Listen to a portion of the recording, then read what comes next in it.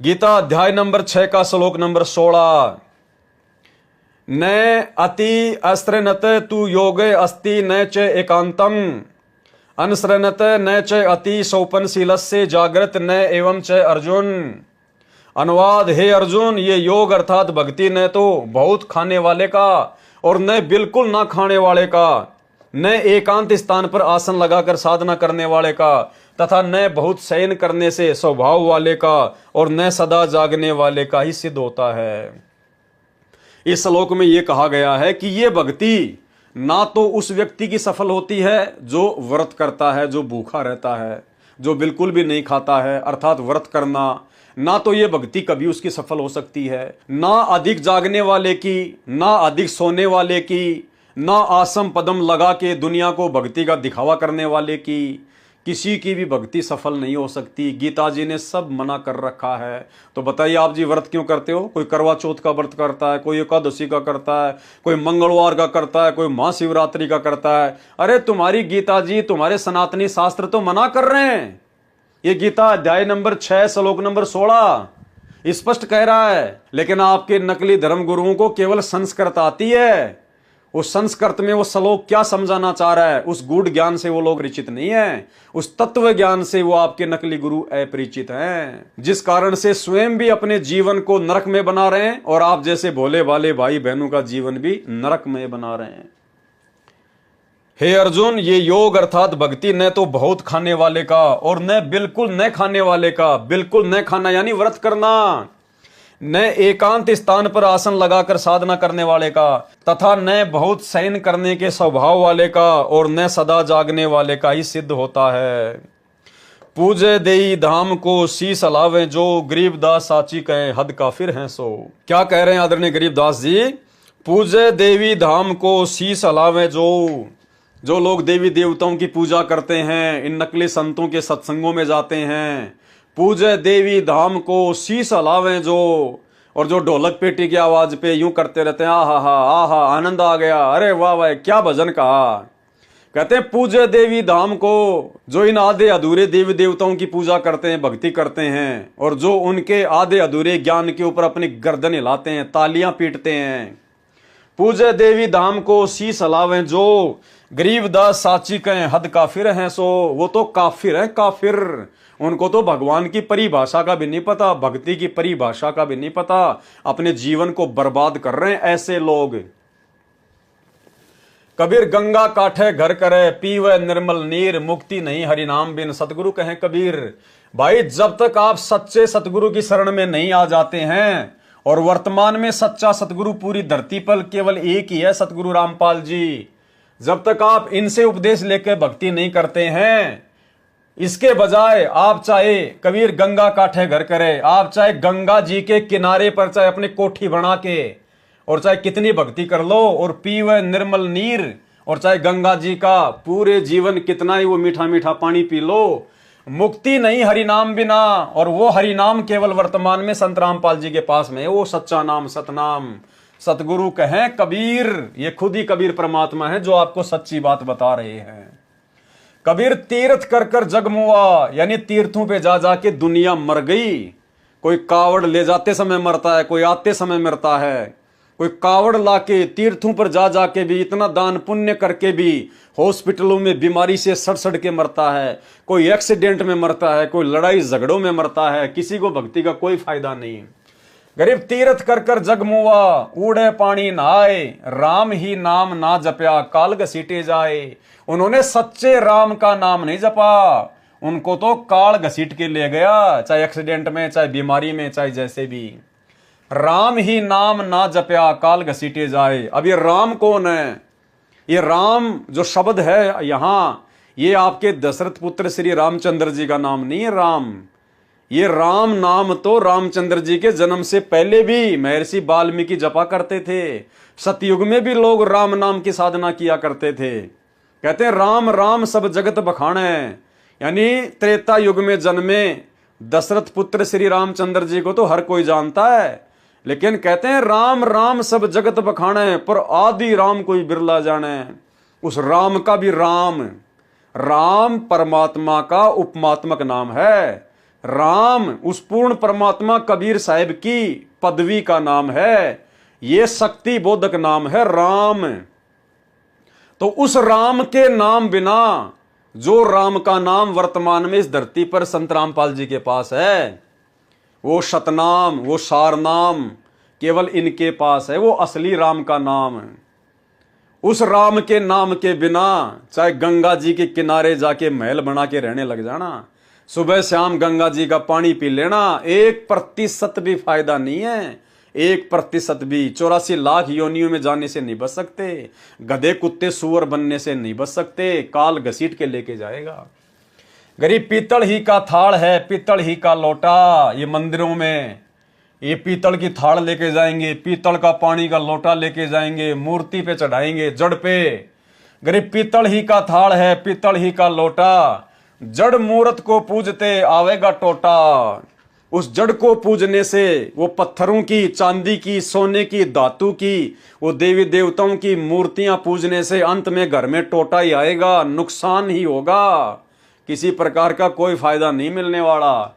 वो जड़ है, वो मुर्दा है, वो बेजुबान है, वो ना तुम्हारा कोई शंका का समाधान कर सकती, ना तुम्हें वो जड़, वो मूर्त, वो मूर्ति ना तुम्हें कोई उचित कोई सलाह दे सकती है। अरे ये पत्थरों की मूर्तियां पूजने से, मंदिरों में जाने से अच्छा है किसी जिंदा संत के पास जाइए, किसी सतगुरु के पास जाइए, कम से कम बैठ के 2 बातें ज्ञान की तो समझाएगा।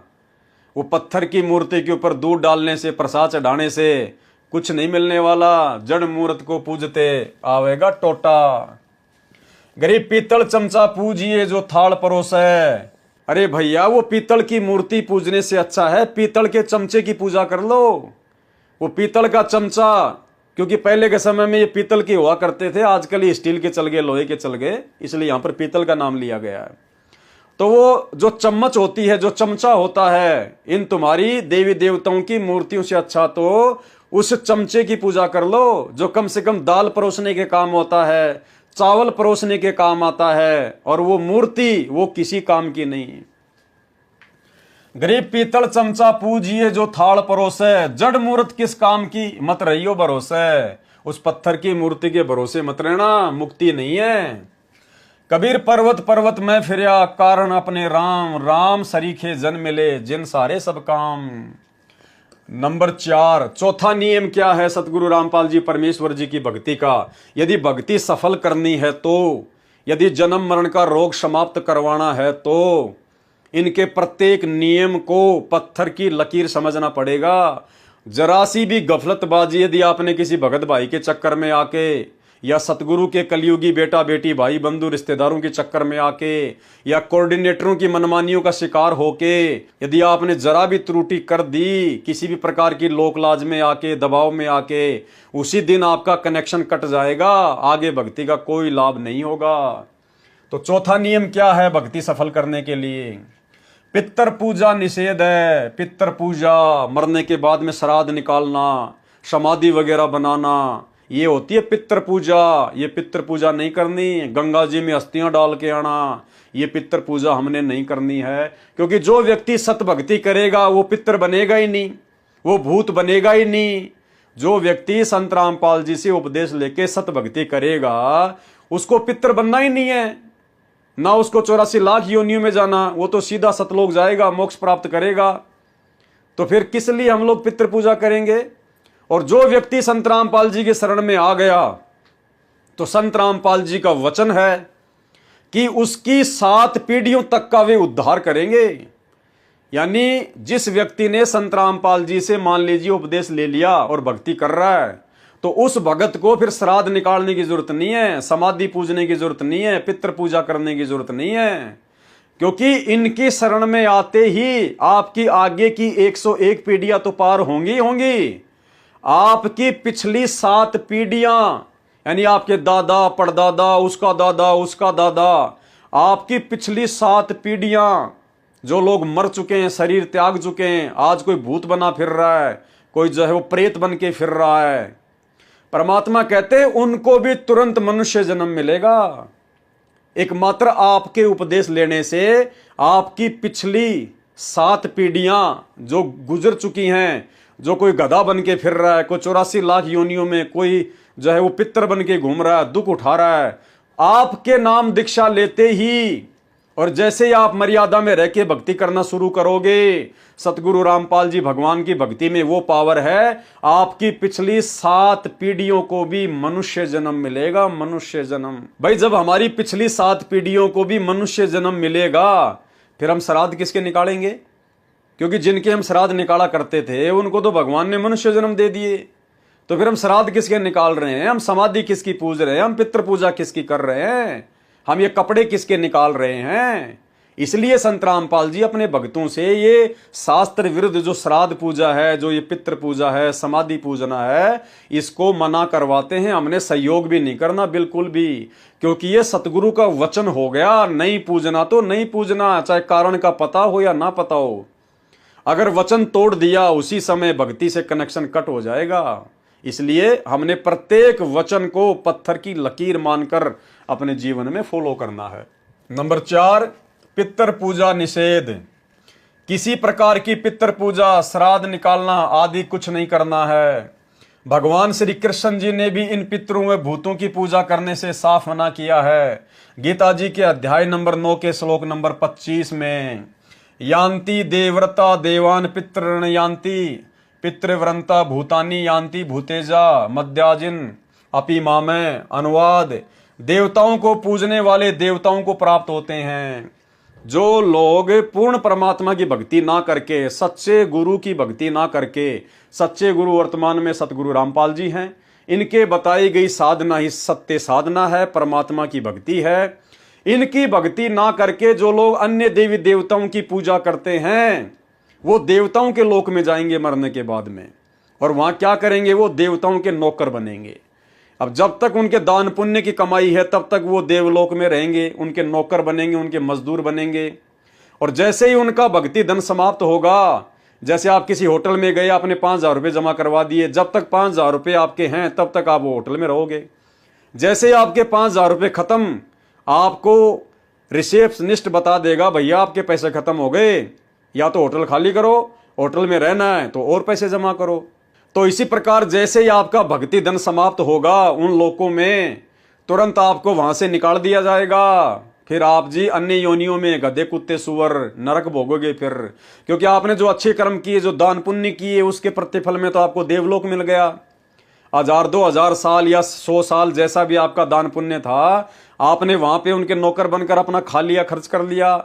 उसके बाद बच गए आपके पाप कर्म। अब पाप कर्म तो आपने जबरदस्त कर रखे हैं, क्योंकि पुण्य तो यहां पर बनते ही नहीं है।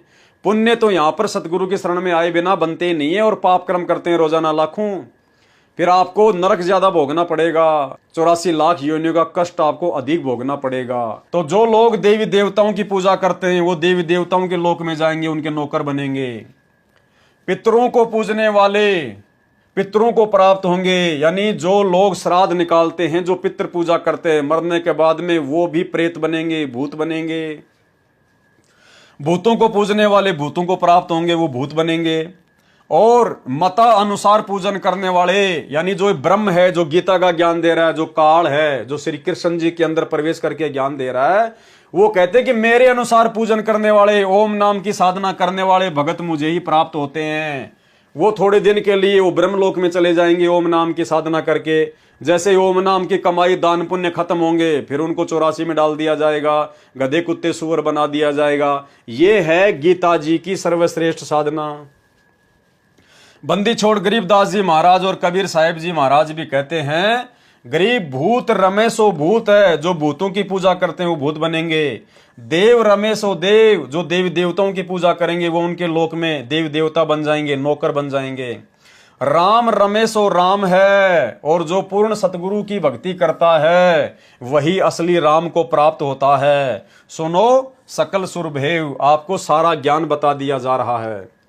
इसलिए उस पूर्ण परमात्मा कबीर परमेश्वर की भक्ति करो, जिससे पूर्ण मुक्ति होवे।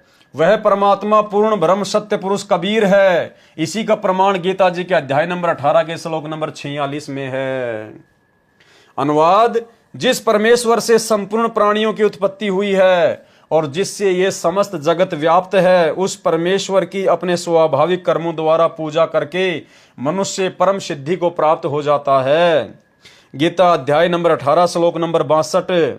तमेव शरणम गच्छ सर्वे भावेन भारत तत्प्रसादात् शांति स्थानम प्राप्स्यसि शाश्वतम। कबीर इस संसार को समझाऊं कै बार, पूंछ पकड़े जो भेड़ की उतरा चावे पार। कि ये संसार जो नकली साधु संतों के ऊपर आश्रित होकर शास्त्र विरुद्ध साधना को पकड़ के बैठा है, कहते इनको कैसे समझाऊं, कितनी बार समझाऊं। ये तो सागर को, समुद्र को, दरिया को और भेड़ की पूंछ पकड़ के पार होना चाहते हैं। भेड़ की पूंछ पकड़ के कभी भी समुद्र पार नहीं किया जा सकता। उसके लिए तो नौका चाहिए, जबरदस्त मोटर वाली, और वो जबरदस्त मोटर वाली नौका, नाव केवल सतगुरु की भक्ति है। नंबर 5, नियम नंबर 5, गुरु आज्ञा का पालन।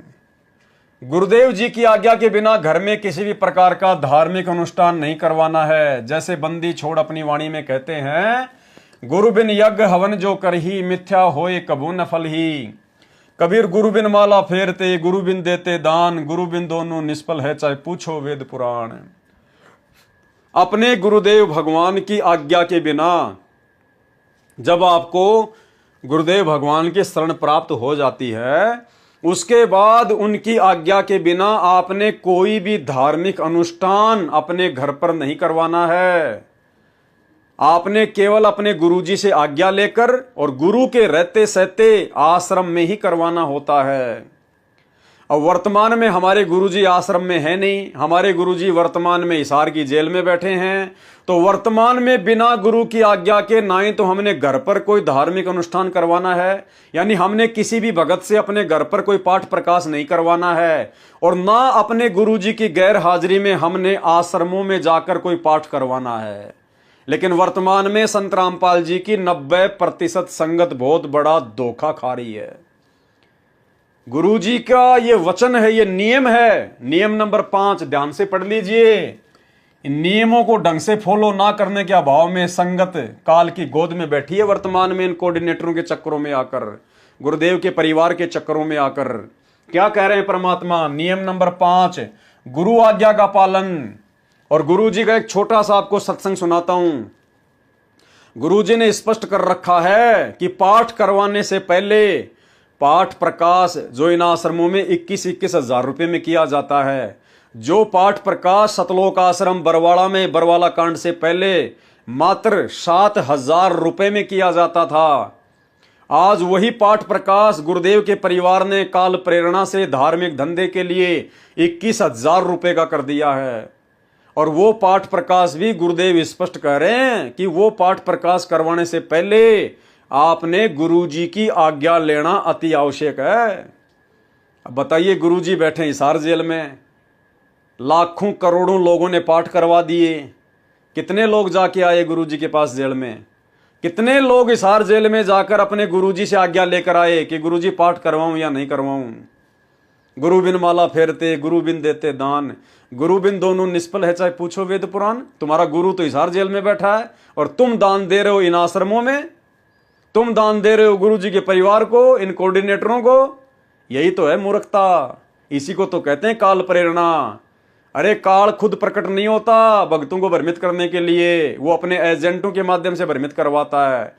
और इस समय काल के मुख्य एजेंट गुरुजी के परिवार वाले बने हुए हैं, ये बड़े बड़े दिखाई देने वाले भगत बने हुए हैं, ये बड़े बड़े स्टेट कोऑर्डिनेटर बने हुए हैं, जो आप सबकी मर्यादा तुड़वा चुके हैं। आप में से कितने लोग हैं जो हिसार जेल में जाकर अपने गुरुजी से आमने सामने आज्ञा लेके आए हैं?